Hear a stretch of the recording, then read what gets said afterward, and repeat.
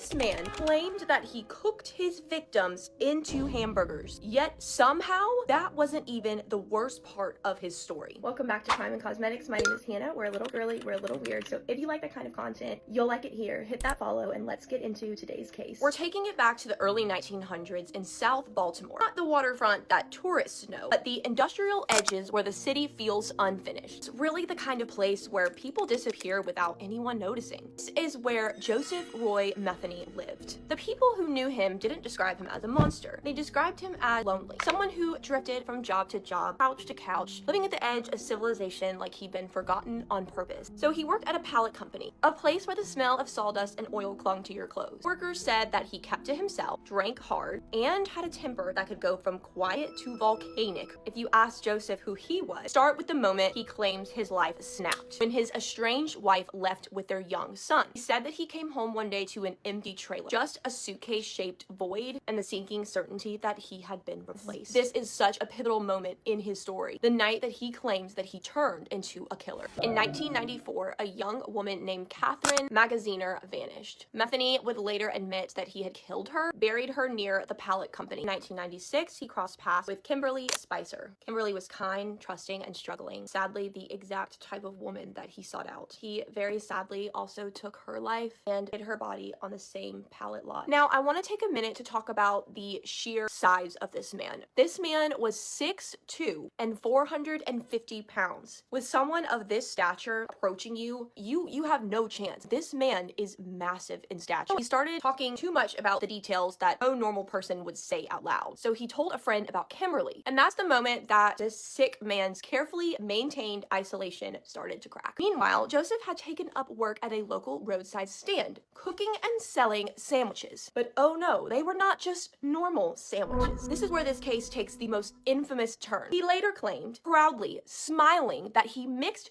human remains into the meat. This confession alone was enough to cement his name as a true crime legend. Police arrived at the pallet company with a tip that something was buried there. They dug near Metheny's shack and found exactly what they feared. Metheny didn't run, however, didn't deny anything. He folded almost instantly. Officers asked him why. He simply told them, "I'm a very sick person." Metheny was convicted with only the 2 murders, although it is pretty much known that he probably killed a lot of other people. He died in 2017, alone in his cell, same way he lived. The kind of case that reminds you that some criminals aren't just violent, they're desperate to be unforgettable. And that is all I have for today's case. Let me know what y'all thought about this one in the comments. See you in the next video. Bye.